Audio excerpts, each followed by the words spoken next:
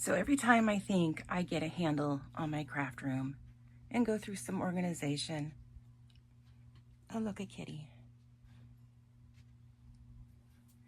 and make everything feel like I've got it under control, this happens.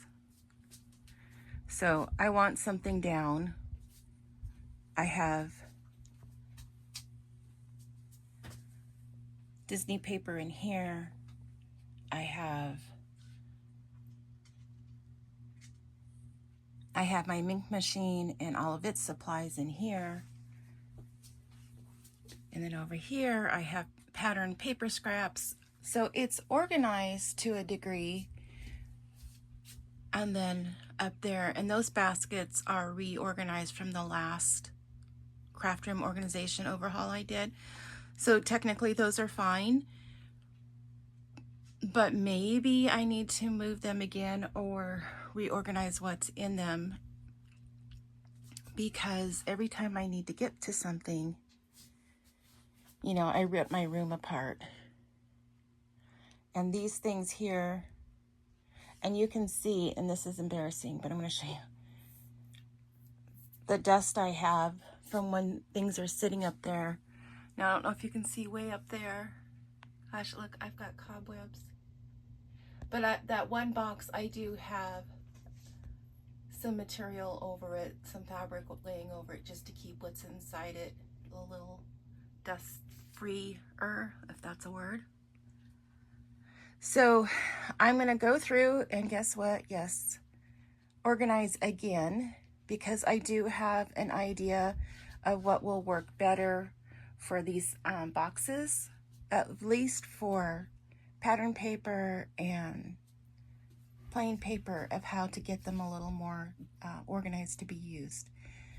So that is the next process I have. Okay, so let's get into this process. Basically, this is just your time spent trimming and organizing your scraps as you go. So this took me quite a while. I'm embarrassed to say it was many hours. So just be prepared if you've got a good stack that you're going to be here cutting and sorting for a while. So you may want to break it up over time and come back to it. But I wanted to get it done for this project, so I just pushed through. But this is a good way to keep everything organized. So I'm just going to put a little bit of music so that you can have some background noise. And then I have the process of making the little pouches and showing how everything comes together shortly.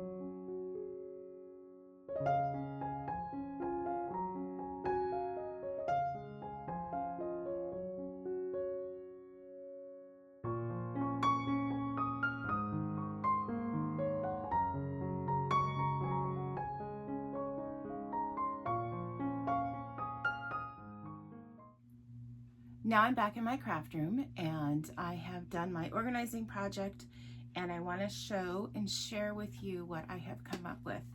So I have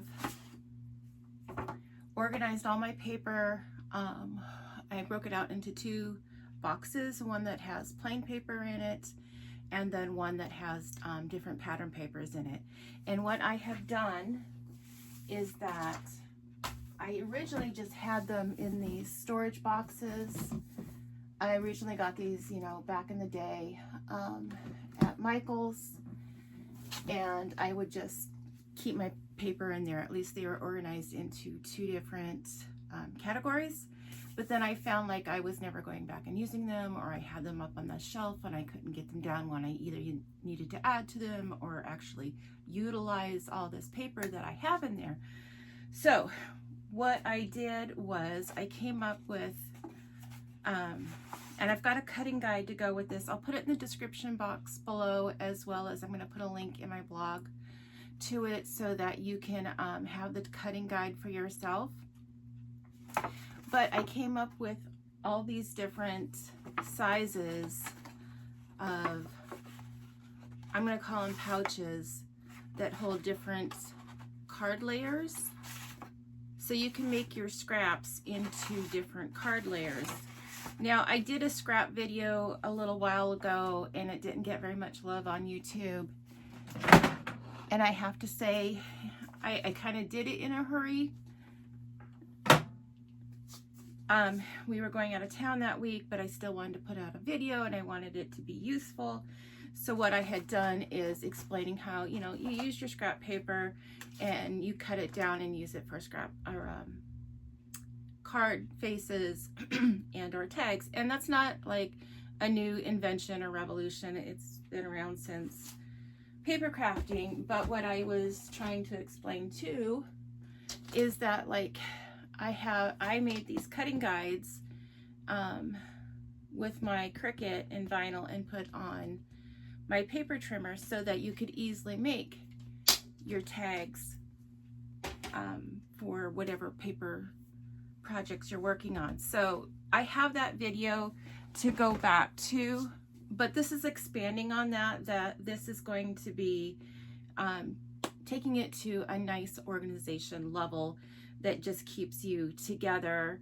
And I know that there's other organization videos on this on YouTube too. People have used like filing cabinets or filing boxes, or even like plastic bins, having them up on shelves and that you can just go to it.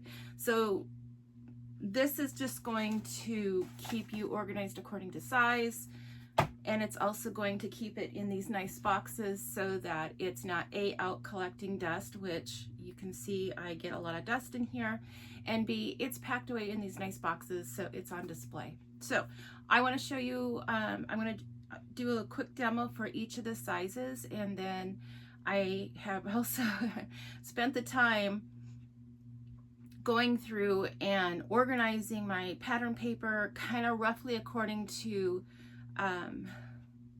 well, one, I like broke out my Disney paper, and then two, I just kind of color coded it according to what it is. But like, you could break it down to season, or you could break it down to you know, animal print or pattern print, or whatever occasion you're doing, or event or season.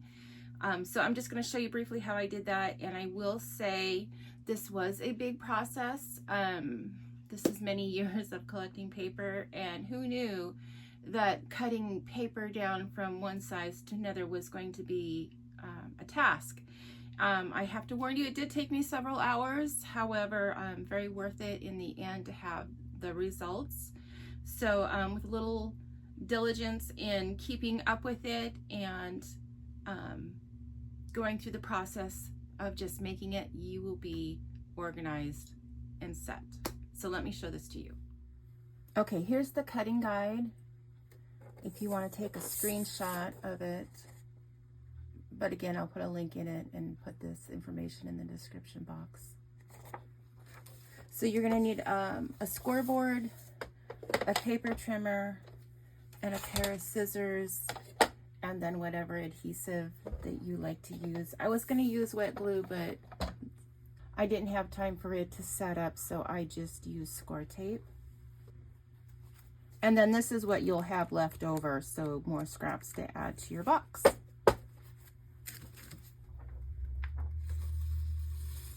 So for the first one, you want to cut, then this is for your 5x7 box or pouch, whatever you want to call it. You want to score at 1.5, and that's the full length of the paper. And then at 6 3/4,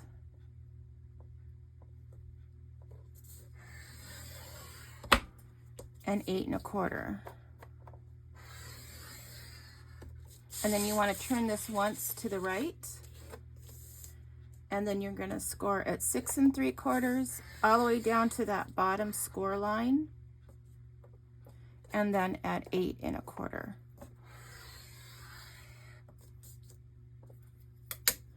So I realize this is probably hard to see on black paper, so let me find my white pen and outline this for you just so that you can see better.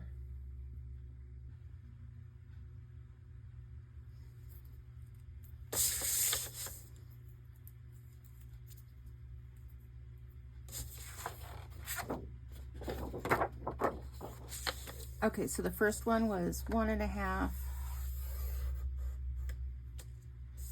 and then 6 3/4, 8 1/4, and then you rotate it once to the right, and then you're going to do 6 3/4 just down to that bottom score line, and then 8 1/4, and then you're going to trim this part off.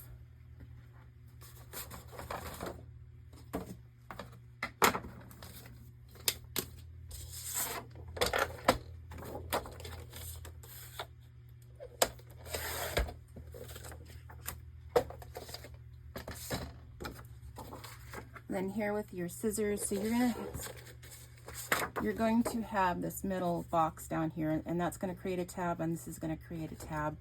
So you just want to cut up to that line, and then go in and cut at a little angle, and you're going to cut out that little wedge right there, and that's just going to make everything easy to turn.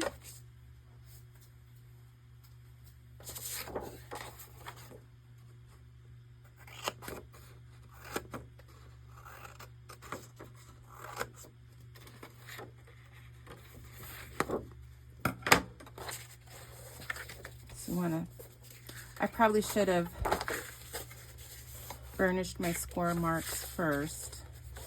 So make sure you do that. Burnish your score marks first, and then that'll make cutting these tabs out and folding them easier. So what you're going to do at this point is add your adhesive to this small tab, this one, and this one.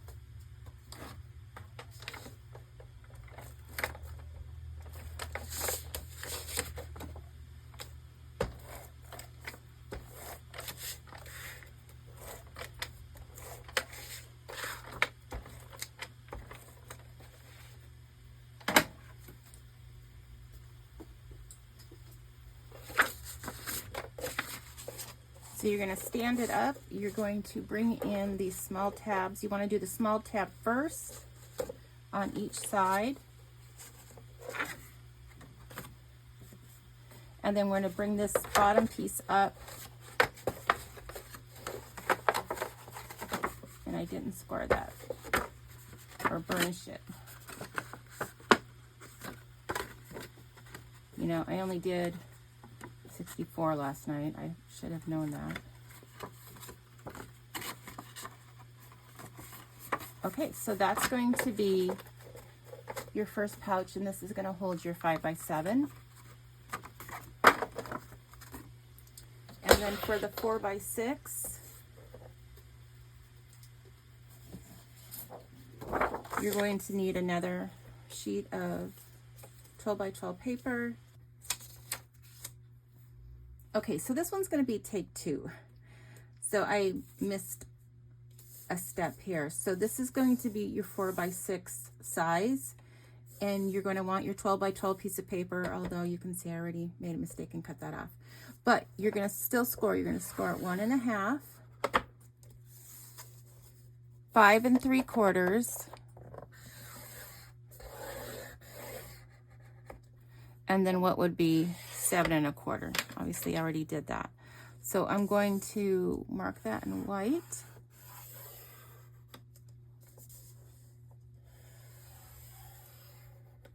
And then we're going to rotate.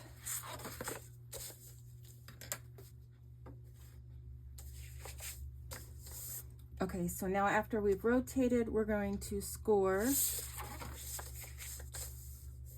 at 6 3/4 and 8 1/4.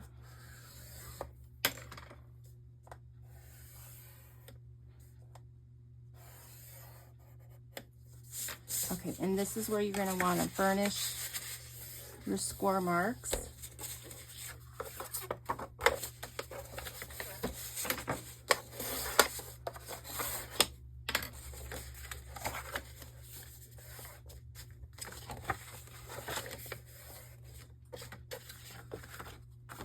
And then cut your tabs.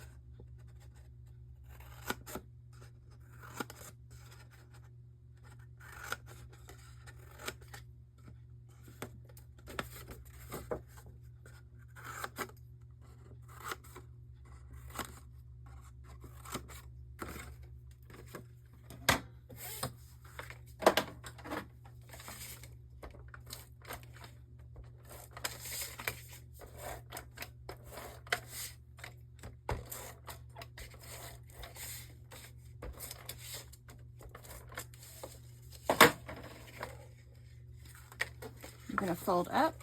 You're going to put your small tabs and adhere them first,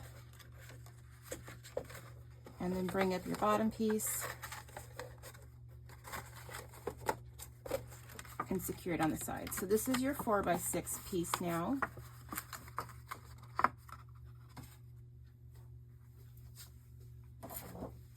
And then for your 12 by 12 here, we're actually going to have a piece left over that we're going to use for the last size. So this one we're going to score at 1 1/2.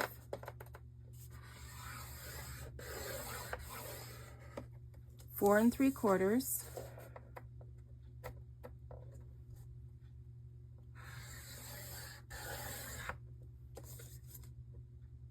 And then 6 1/4. I'm going to turn once to the right. I'll go back and mark these so you can see them.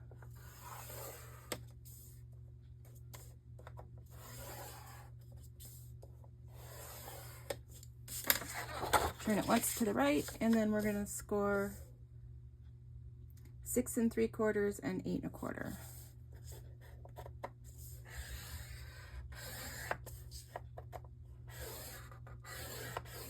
And then just go down to that bottom score line.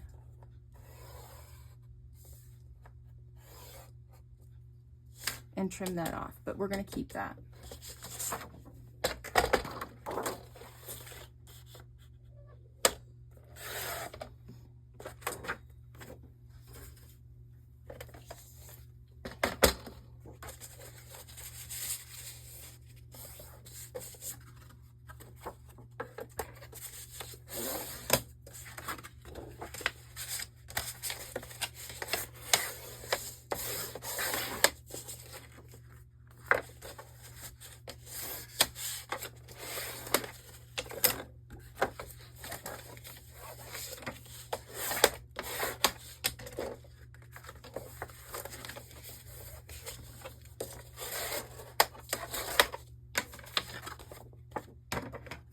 Then go in and cut your tabs.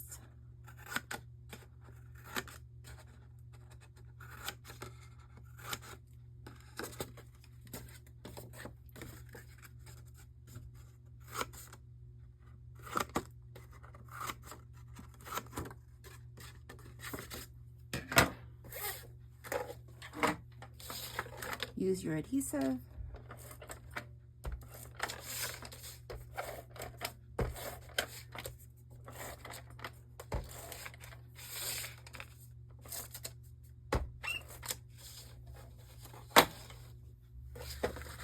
and then fold it up and do your tabs first,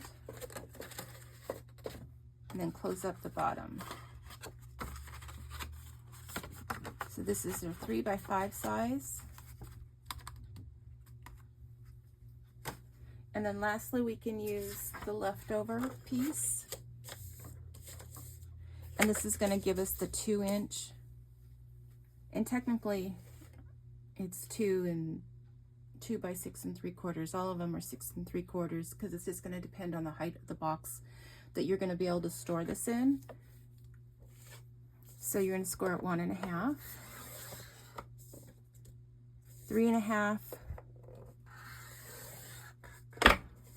and then 5, and then you're going to trim this piece off.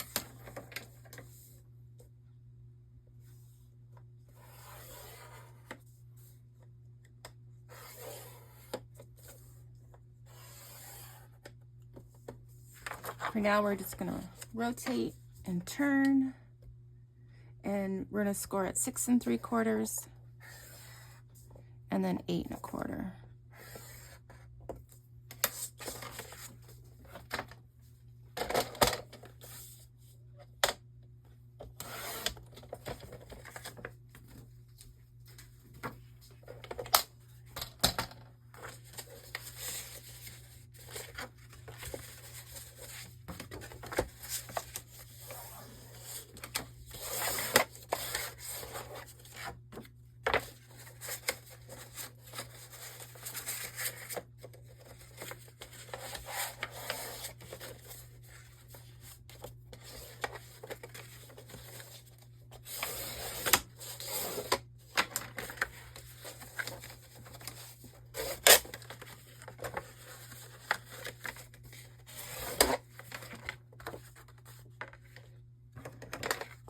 And then go ahead and cut your tabs.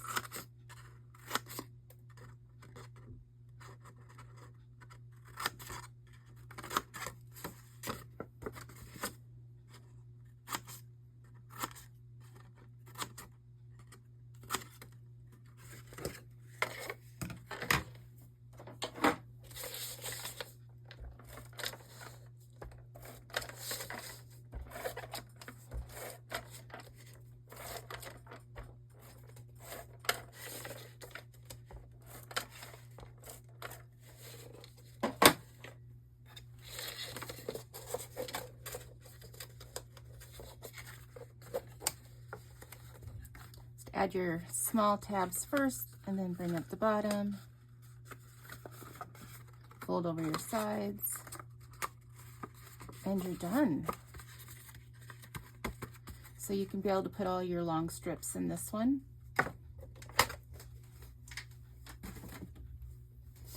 So let me show you. I already have this box started. Let me change the camera here.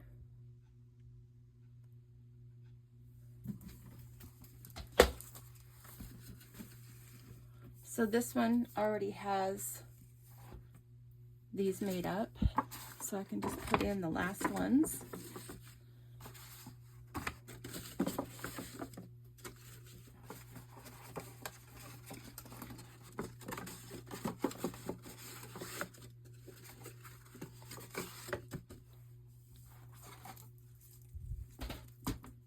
And then I went ahead already and like sorted my paper according to colors that worked for me. So you can see this is the 5x7 size. It'll hold just under 5x7. I went ahead and went to 4 3/4 by 6 3/4.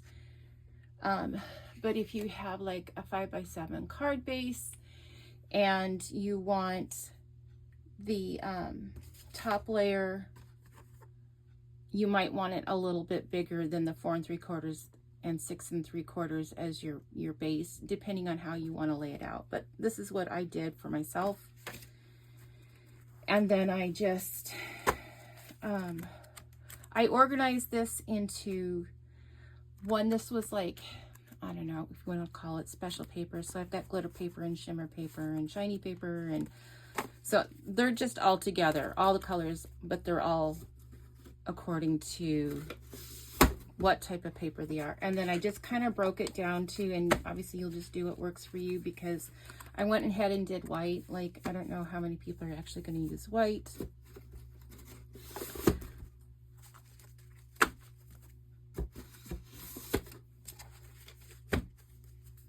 But you get 8 little pouches per row. So it's a total of 32. So you'll be able to work that out however you want.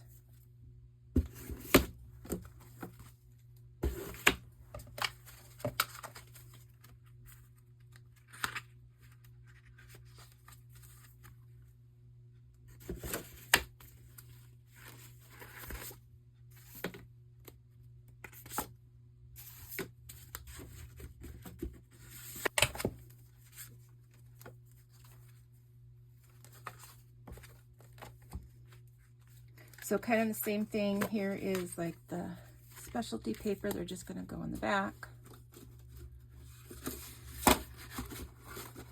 And then you can divide it up however you want. So I'm going to kind of keep these in similar order.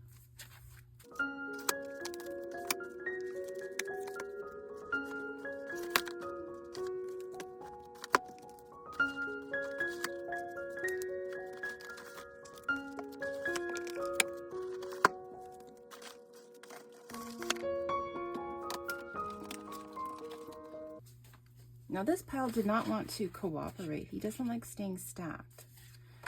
So I'm just gonna have to wing it here.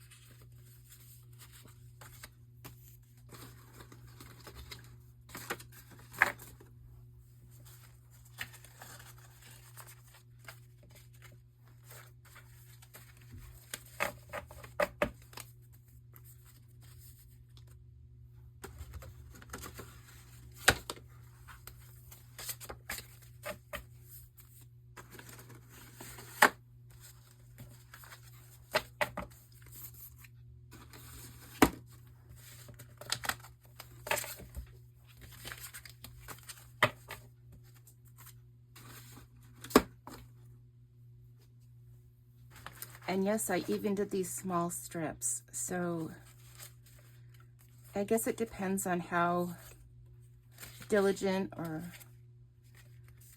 carried away you want to get.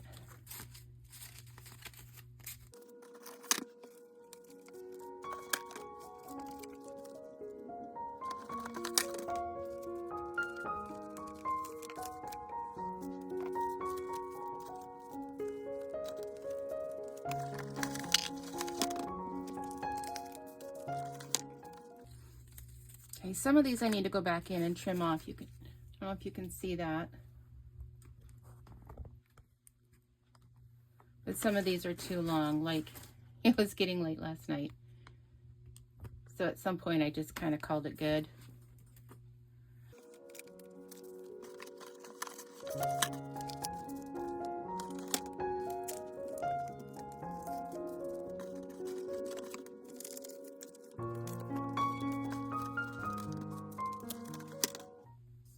Okay, so they're all in here.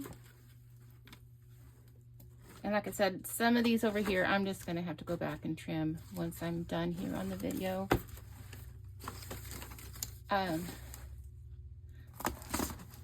So I can't close my lid right now.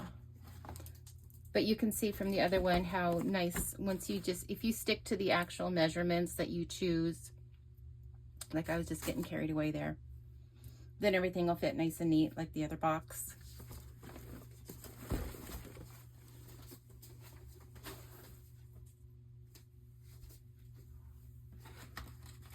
And then I don't know about you guys, so you guys, you know, let me know what you all do with your scraps, because even afterwards I still had all of these and I'm like, oh, you know, you could use these under a small sentiment or just an accent in the corner or under an embellishment or whatever you want to do. So these, I don't know what I'm going to do with them, if I'm going to keep them or just toss them and call it good. But you know, depends on how far you want to go with this. And then I still have the same with the plain paper. So anyway, all right, well, I'm going to wrap this up. I am actually very happy with myself that I came up with this idea. I hope you enjoy it. I hope you can use it in your craft room, and let me know what you think in the comments below. And if you know, how far do you go with keeping your scraps, and to what size do you keep your scraps? I would like to know. And then if you have any questions, leave them in the comments below. And then still working on the channel, trying to get it off the ground. So if you could give this video a like, and if you're new here, please consider subscribing. I say it is free for you to do and priceless for me. So until next time, happy crafting. Thanks. And as a final wrap to my little video, I can now show you how it is all cleaned up and organized. Once again, I have moved things around just to kind of keep things accessible. So I wanted to be able to display a few of my Anna Griffin things, so she got moved up here. And then my shelves are reorganized, and I'm able to reach them now and pull them out, because in the very beginning I had boxes up at the top, but they were so heavy I couldn't pull them down. I had to have someone grab them for me. So those baskets up there are reorganized, and there's only lightweight things in there that I can pull down. In the middle is my ink machine and ink supplies for card making and such. And then now I have the two organized boxes that have all my scraps in it and put away. So now I can at least get to things and move around and not worry about things falling on me or not being able to get to them as I need them. Okay, so this is for real. I'm done this time. So again, thanks for watching. Please hit that subscribe button, and I will see you in the next video. Bye.